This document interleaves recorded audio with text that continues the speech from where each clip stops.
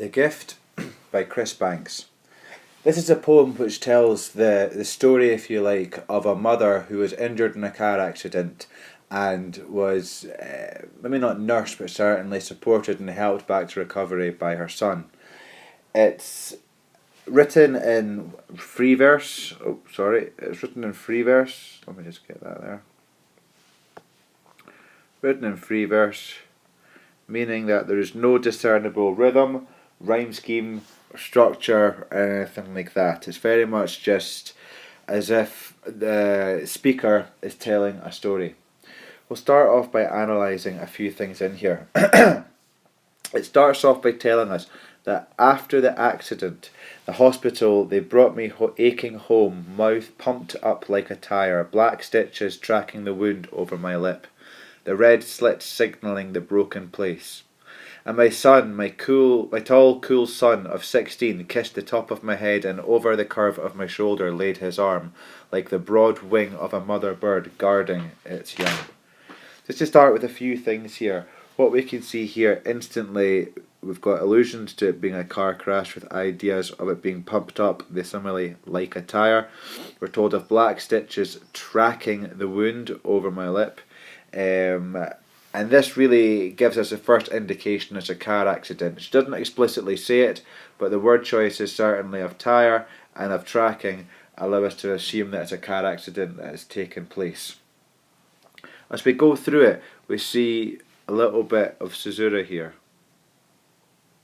And what we can say that the caesura, the effect it creates is it gives that pause within the poem, and it's really to allow the contrast between black stitches and the red slit signalling the broken place.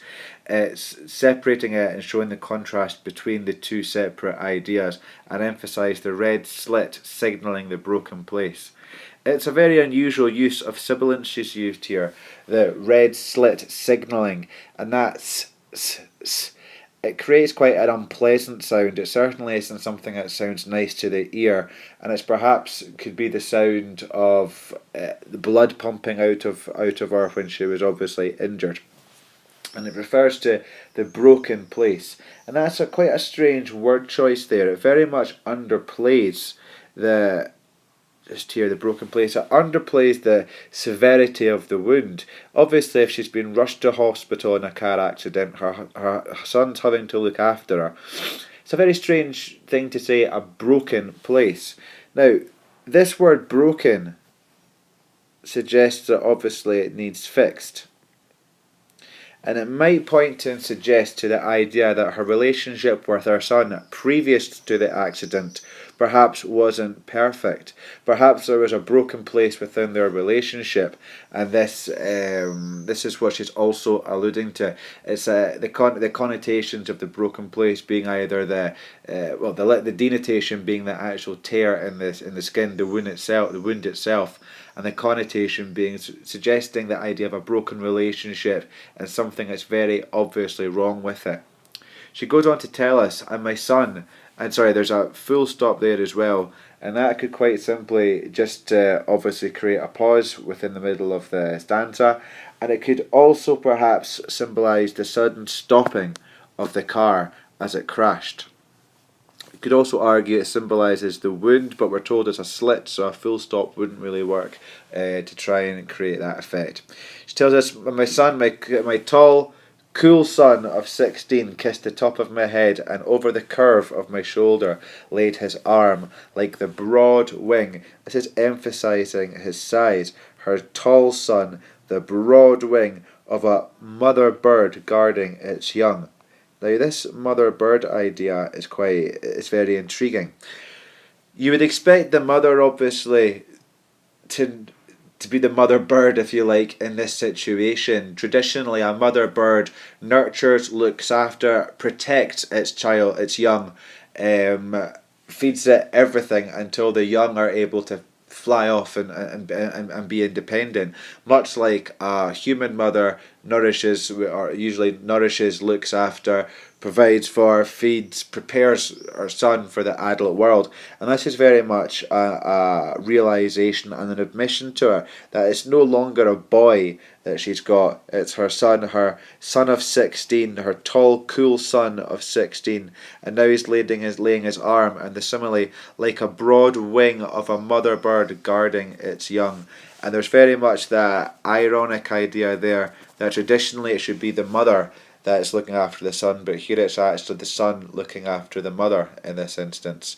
And again, perhaps there's a slight tone of regret about it. She regrets not being able to be there for him and guarding its young. The word choice of young really expressing her vulnerability at the time, just how vulnerable she is to the situation and to the problems that obviously she's going to face as she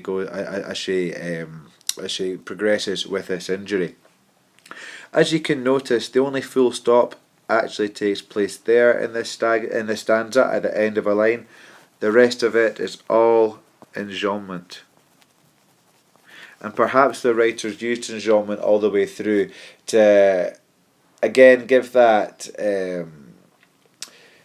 to give the flow of consciousness the idea that it's just she's kind of writing what's coming out of her head. She's not really spending too much time structuring it. She wants it to be real life. She wants it to be exactly as it happened, because it did happen and it is real life to her, and it's almost as if she's thinking it to herself. And of course, when we think, we don't really necessarily think in complete thoughts or sentences with full stops and things like that. So perhaps that's why the writer here has used quite so much enjambment, and the caesura used in the middle of some of the lines, it really just obviously adds that pause to it. But you need to go in there and analyse what else you think it could be suggesting, what it could be representing. I've suggested here at the full stop could suggest the crash. It could suggest also the wound itself being represented on the page of the poem. We now get into stanza 2, and she's very much thinking here. It's written all in the present tense, and she's very much living this moment as she's describing it to us as the readers. She reflects, anyone who has known tenderness, thrown like a lifeline, again another simile, full of similes, tenderness thrown like a lifeline into the heart of pain. Anyone who has known pain bleed into tenderness knows how the power of the two combine. She's really saying here that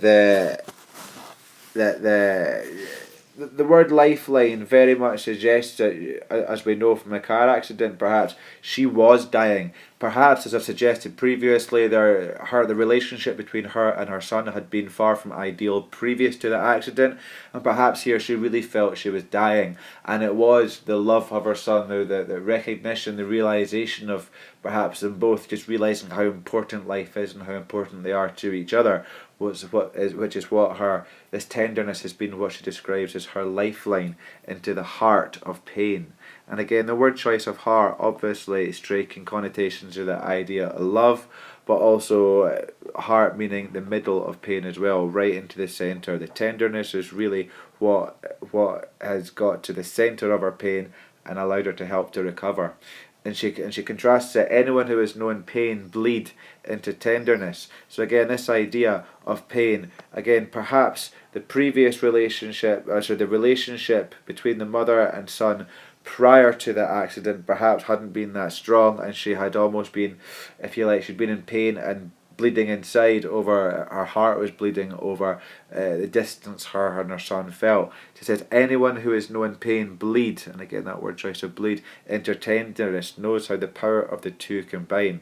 So she's saying that whilst the tenderness has helped her in her moment of need in all the pain, at the same time the pain has also bled into the tenderness.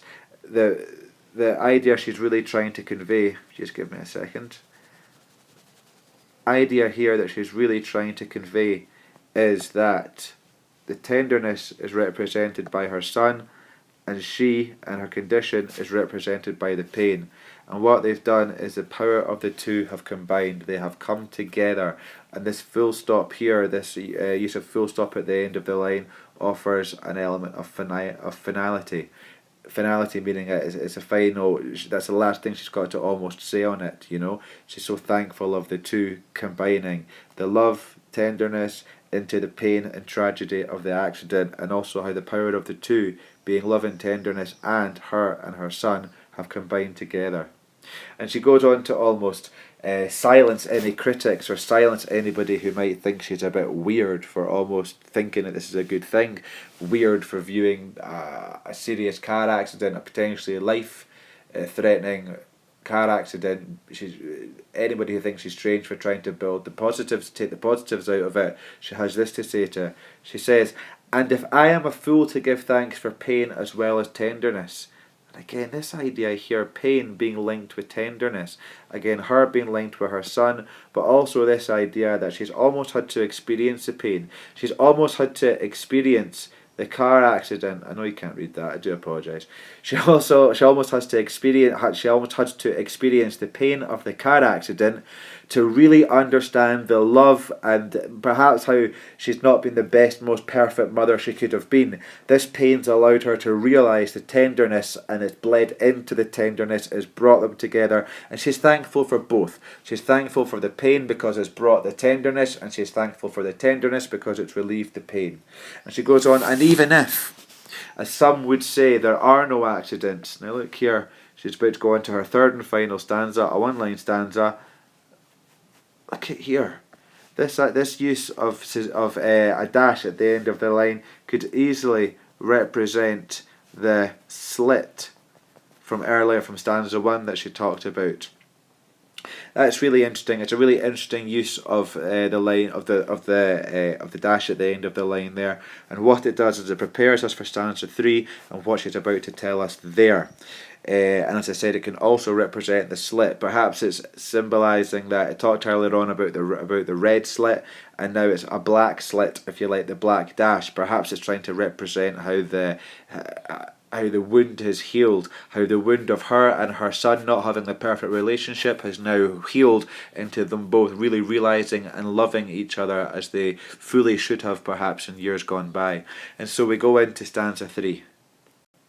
And stanza 3 quite simply says, still a wee bit of caesura there to break it up, really the idea of her, the speaker, pausing, and to reflect on everything that she said and what others have said. She says, still, I am grateful for the gift. It's not this gift, it's the gift, the word choice of the. This is the definitive ultimate gift. This is the gift which has not only brought her back to life literally, through being able to recover from the injury, but metaphorically as well. It's the gift of the accident and of the love that her and her son have had since combining back together as well. And again, it's a strange word choice, grateful. She's grateful for the gift.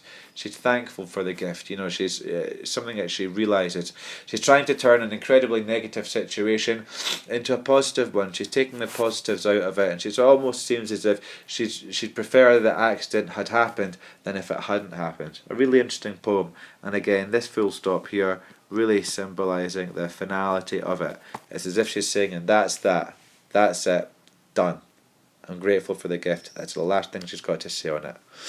Now, interestingly, whilst I was doing a bit of research, found a letter that a student had written to the poet Chrissy Banks, asking her about the poem, and she actually wrote him a reply, which I've decided to share with you here. She says, "Hi Finn, thanks for coming back to me. I thought you might be studying the poem as I get a lot of similar requests from students. I really want to underline how important are your own thoughts and responses to the poem.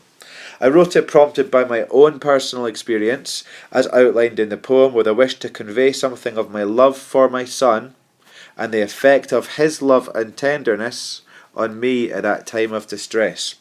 You may find other themes in the poem, but it really is best for you to identify them for yourself. A poem is worth nothing if it doesn't move you or make you think. There are no right or wrong answers as there are with maths, for instance. As long as you can point to the words or phrases that make you feel or think what you do, you have a valid observation as long as you provide evidence, as I've always said. As a poet, I have to feel the poem works as a whole, so in a way it would be irrelevant to pick out some words or images. I am happy with what I have written here and the way with the different sections fit together, and the way the poem ends on a note of acceptance and gratitude, which is a place I came to through writing the poem.